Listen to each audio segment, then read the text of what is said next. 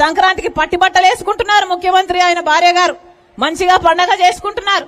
కానీ మన బిడ్డలకు మాత్రం జాబ్ క్యాలెండర్ లేదు. ఇది ఎక్కడ విచిత్రం?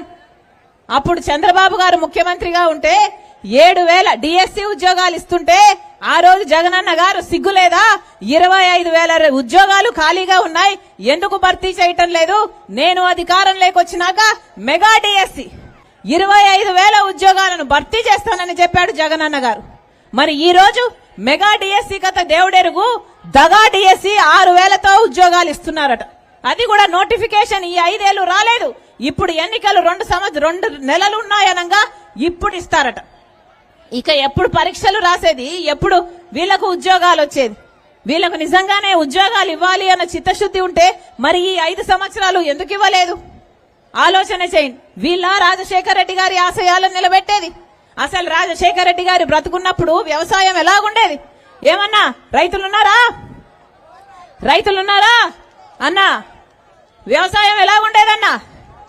రాజశేఖర రెడ్డి గారు ఉన్నప్పుడు రైతే రాజు, వ్యవసాయం పండుగ, ఇన్పుట్ సబ్సిడీ ఉండే, విత్తనాల మీద సబ్సిడీ ఉండే, డ్రిప్ మీద సబ్సిడీ ఉండే, పంట నష్టపోతే అద్భుతంగా పంట నష్టపరిహారం ఉండే, పంట బీమా ఉండే.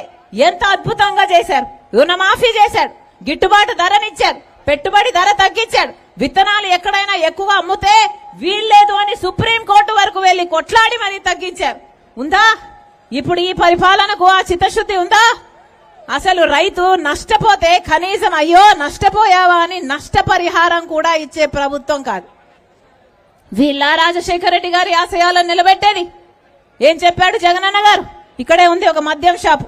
అన్నా మీ షాపు గురించి మాట్లాడట్లేదు కానీ ఏం చెప్పాడు జగనన్న గారు? పూర్తి మద్యపాన నిషేధం చేస్తానన్నాడు. ఏమన్నాడు?